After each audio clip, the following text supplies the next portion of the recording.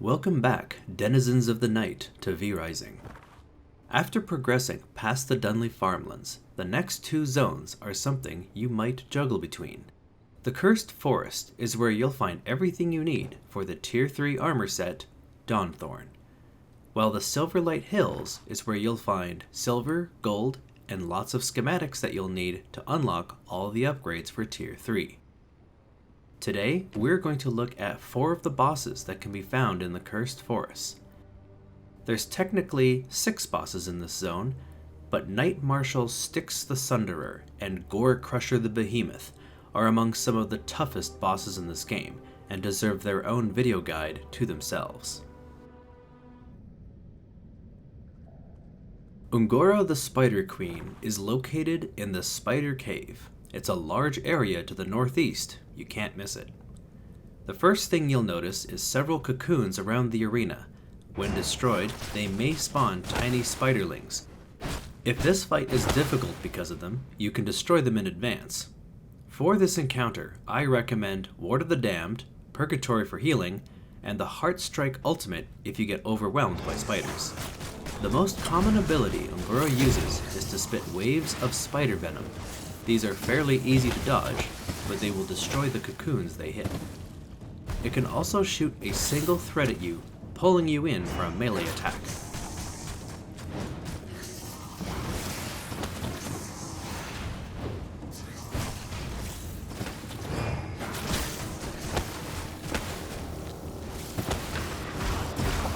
She sometimes throws a venom bomb at you.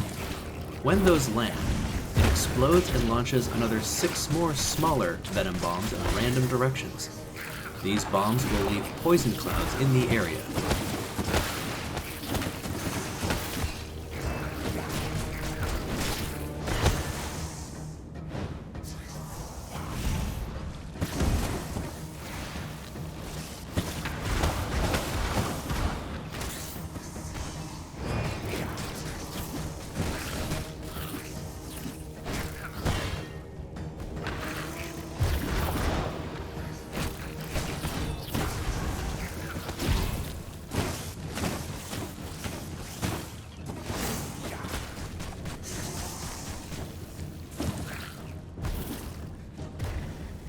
Even if you cleared the cocoons, she can still spawn additional spiders to help in the fight. Take care of them quickly.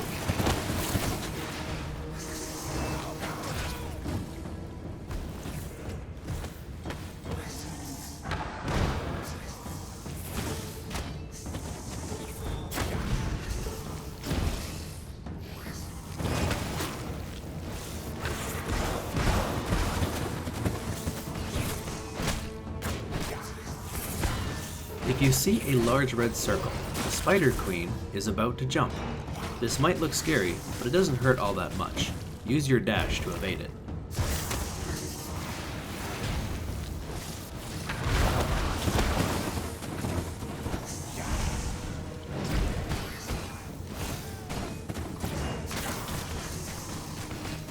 After a while, she will spawn 2 exploding spiders to rush you. You can try to kill them, but it's also just as easy to let them get in melee range and run away as they explode.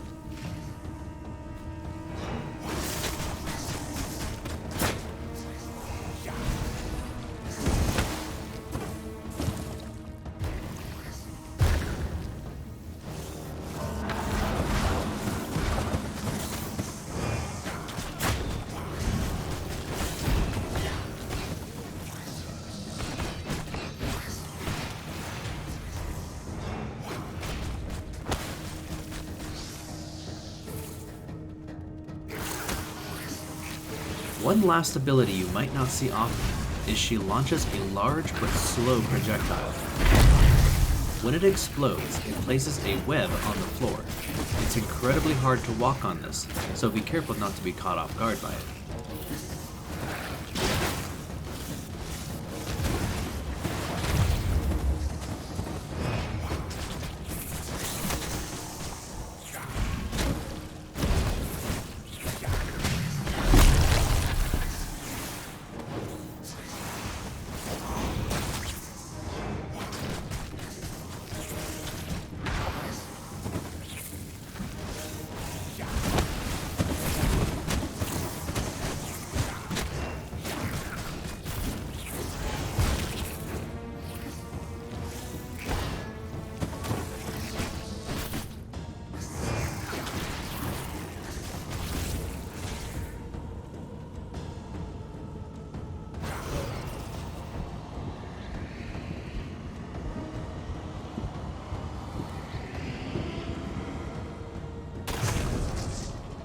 Upon defeat, you'll learn how to craft Ghost Yarn, which will allow you to craft the Dawnthorn set. You'll also gain access to a new ultimate ability, Volatile Arachnid. This ultimate ability stores 3 charges and summons an explosive spider to attack your enemies.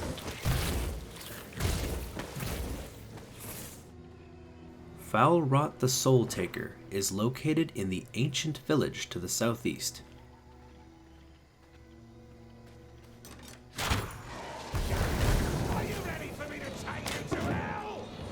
All of Foulrot's abilities will inflict Weaken if you're hit. This reduces your damage output.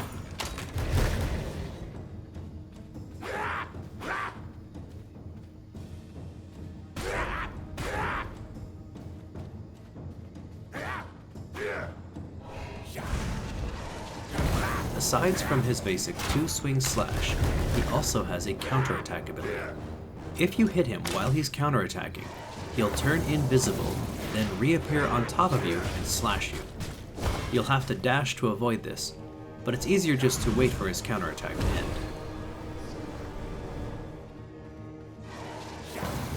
If he shouts, "Come with me to hell," he will summon 6 spirits. You can either try to kill them quickly, or dodge their attack that occurs after a few seconds. During this mode, he'll also have a massive shield, so it's not worth attacking him until it's over.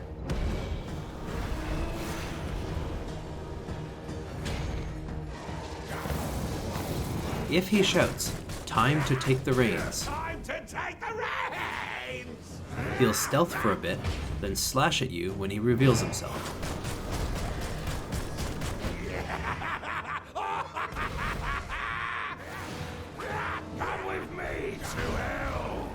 This is a very simple and straightforward fight.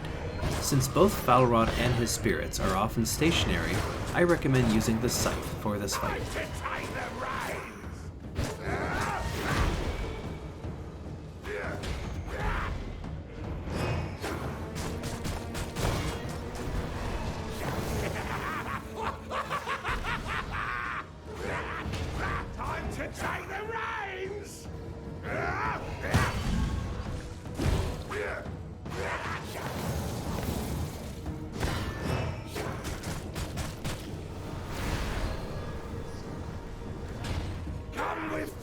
To hell!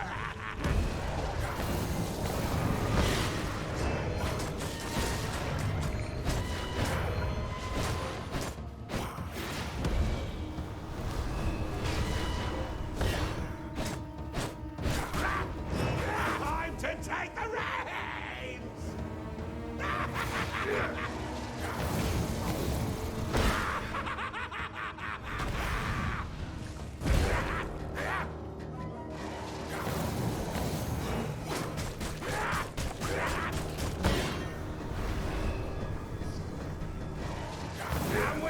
To hell!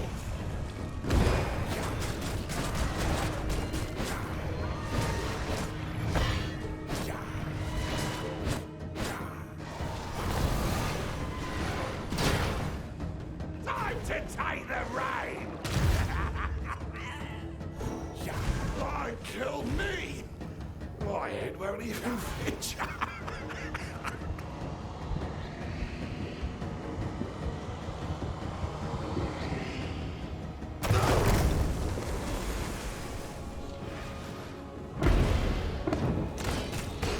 Upon defeat, you'll gain a new counterattack ability called Mist Trance. If you're attacked while using this, you will disappear and get to teleport to where your cursor is located. The Duke of Balaton is located to the north in the Swamp of Greed. If the Duke jumps, 5 acid bombs will fly out when he lands. These thankfully just explode and don't leave any clouds behind. With his tongue, the Duke can either try to whip you with it up close, or lash at you from afar and pull you in. Usually the follow-up to being pulled in is his swallow and spit attack. This stuns and can do some major damage, so be careful if you're fighting up close. He'll also spit out another small frog for you to kill.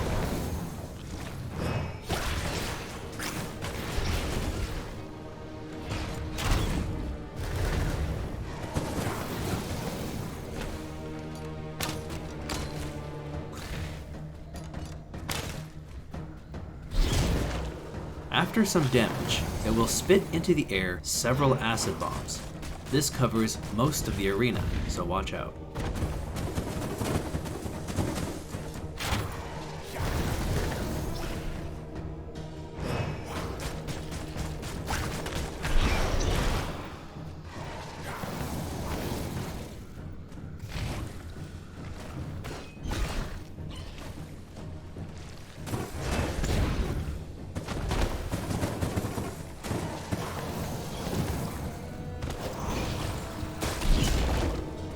At low health, it'll jump and leave the arena, leaving you to kill 3 small frogs.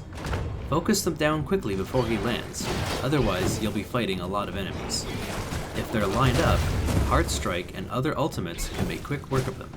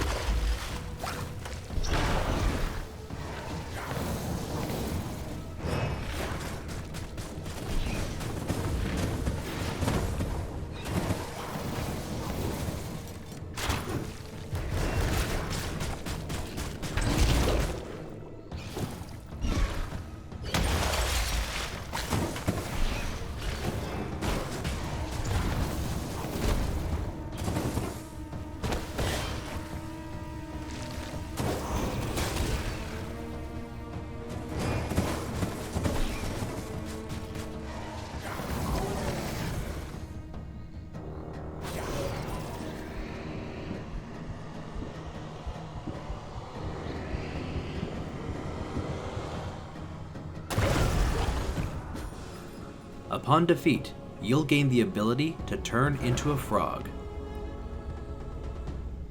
Nobody knows exactly what this form is for yet. At most, you can only use it to jump over small fences.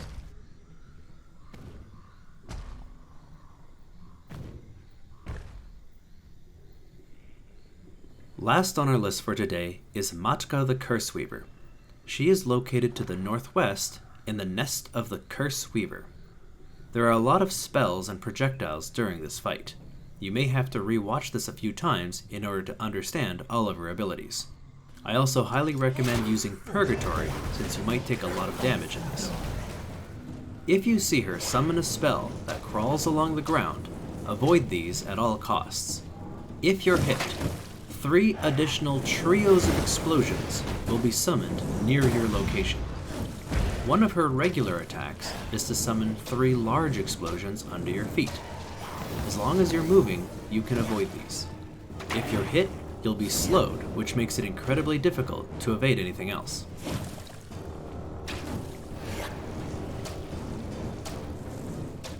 One of her weakest attacks is actually the one where she shoots green skulls at you. They're pretty easy to avoid if it's the only thing happening. During the fight, she'll mutter some words and spawn 2 mosquitoes to attack you. As far as I can tell, there's no limit to how many there can be. If these mosquitoes take enough damage, they'll fly towards you and try to explode. This is not as scary as it looks. You'll notice there's an additional inner red ring. It's only when that inner ring reaches the outside do they explode, so you have extra time to evade.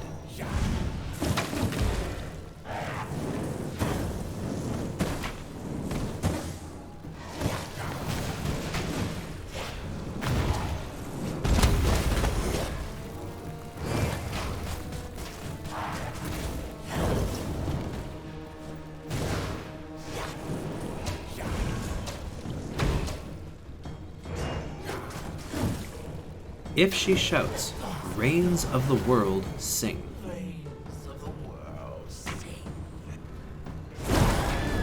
You'll be transformed into a pig. During this time, you can't use any abilities or dodge, and have to avoid all her attacks along with 4 or more of those green spell things crawling around the ground.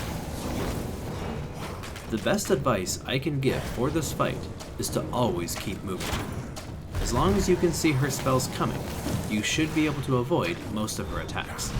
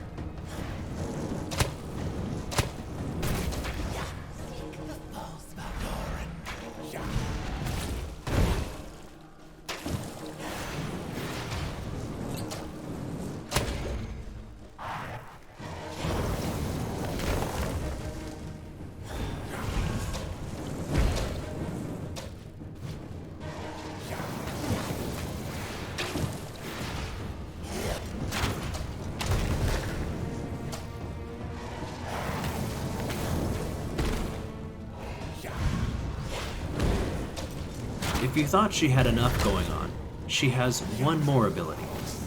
If she shouts, "Bones of the trees be mine,"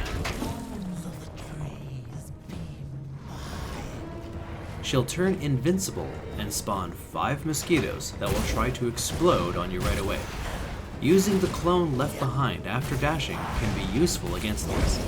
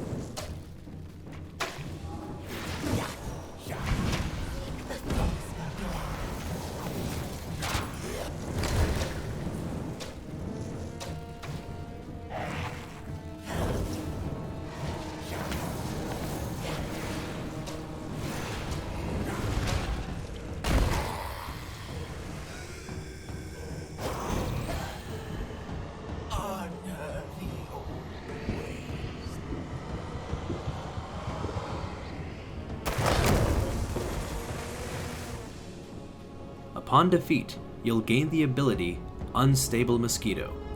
These will chase down enemies and explode, giving them a debuff that increases incoming damage.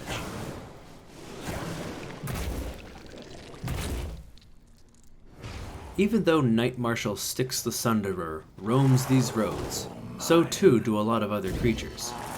If you don't fight him in the right place, you're in for a bad time.